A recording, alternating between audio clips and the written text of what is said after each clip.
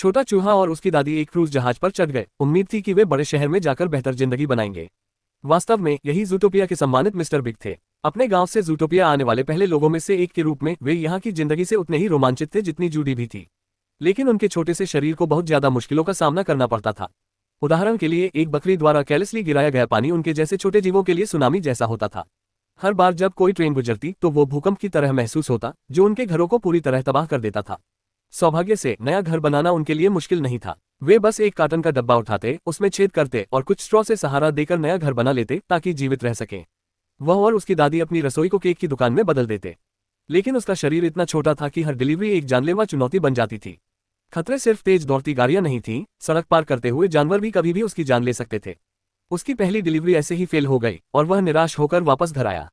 उसकी दादी ने उसे संभाला और उसे एक ट्राइकल दी। उसे ट्राइकल से इतना प्यार हो गया कि वह हर दिन इसे लेकर शहर में डिलीवरी करने निकल पड़ता। शुरू में सिर्फ छोटे जानवरों को सेवा देते थे, लेकिन दादी की ब्रेड बहुत लोकप्रिय हो गई।